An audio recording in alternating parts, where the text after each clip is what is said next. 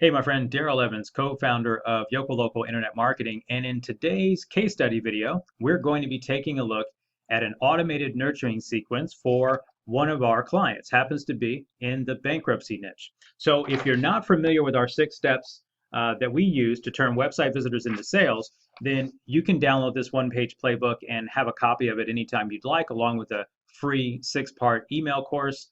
You can get that at yokellocal.com/the number 6 steps. yokellocal.com/6 steps.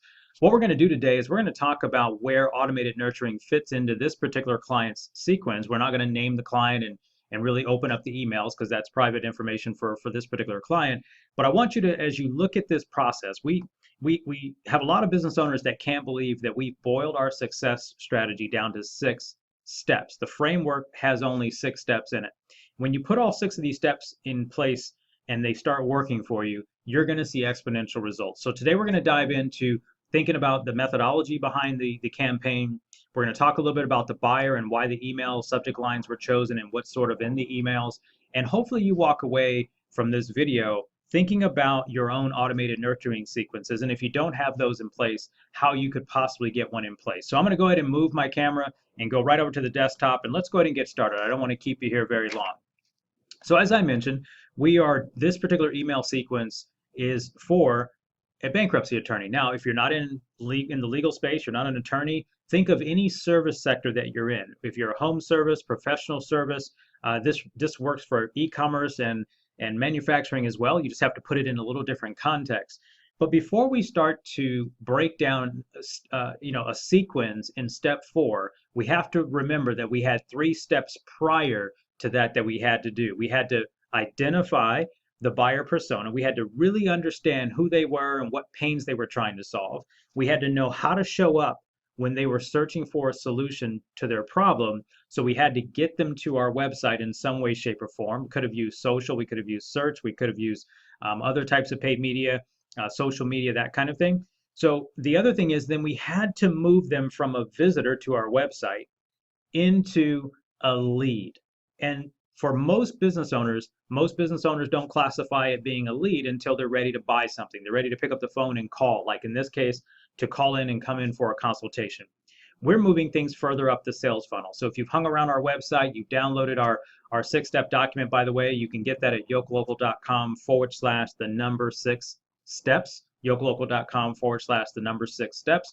You can download our one-page strategy playbook, and along with a free 6-part email series that'll come out 1 email a day for 6 days where we dive deeper into this. But in this particular video, we're going to dive into step number 4, which is this automated sequence. So let's take a look at it. So when someone goes through this process of bankruptcy, what we talked with the attorney about and what we know by studying the buyer persona for this particular service, we know that number 1, they're afraid. Number 2, they're scared. Number 3, they're embarrassed to a certain degree that they've gotten themselves into a situation that may be leading to bankruptcy. And number 4, they feel like they're just down on their confidence because sometimes, bad things happen to good people and they're forced with a situation like bankruptcy. So what we've done before they get into this email series is we've allowed them to download a free report. Now, I'm not going to show you the free report today, again, because this is our client's material, but there's a free report. And you can see in the very first line here that there are 9 secrets in this report. So I'm not going to, again, go through and give you some of our copywriting strategy and some of our methodology that matches that buyer persona, but just understand that they downloaded a free report, and it's not a very long report. It's probably 2 pages, maybe 3 tops, and we're introducing these particular strategies that this attorney wants to share with them that we helped him craft into this document. So once they get the document, well, what's next? What we know is that bankruptcy doesn't happen overnight. It's not an emergency service. You will not necessarily rush through this process. So we've got a long, considerable sales process. So if you're in a business where there's a longer consideration and sales process, pay close attention as we break this process down. So what they're going to do is they're going to get the first email right away. Again, when someone goes to your website and they download a document or a PDF or a guide of some sort that you put together, you want to give it to them right away. So you can see here on the right-hand side that we've given that to them immediately.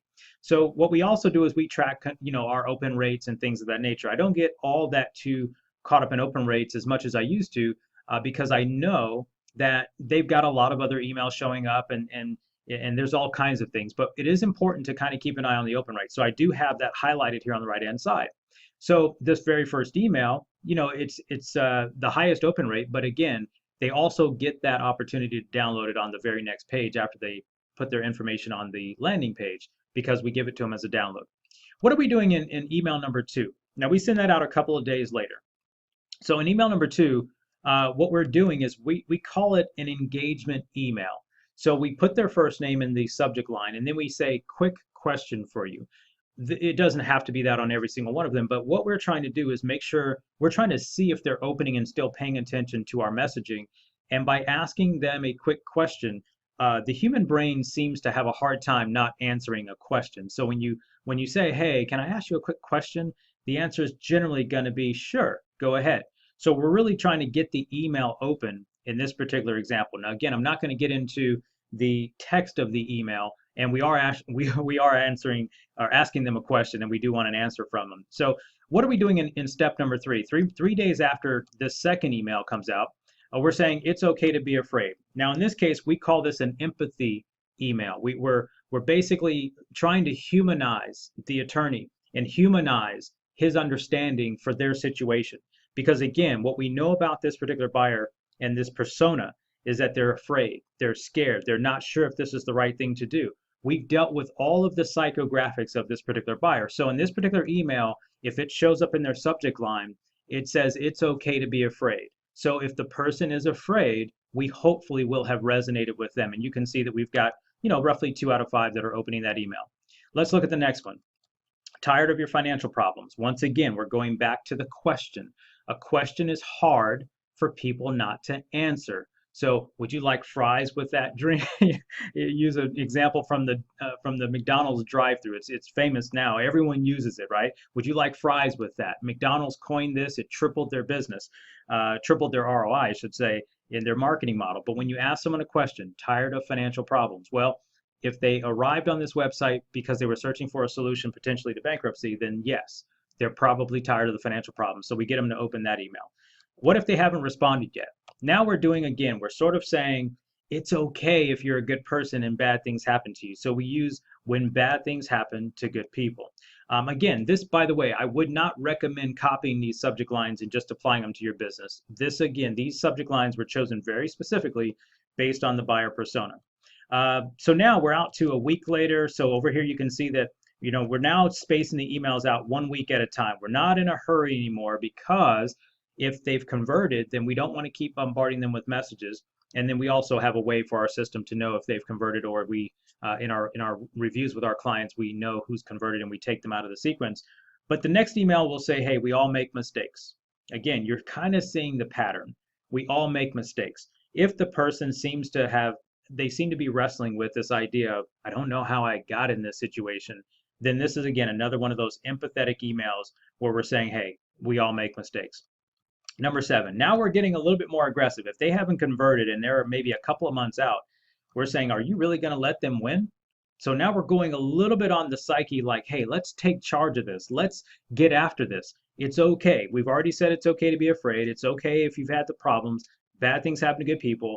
But man, we're down at email number 7, and we know we're about to close out this sequence. So hey, are you going to let them win? Like, so now we're trying to nudge them on, like, hey, like that kid in school, like, don't let him push you.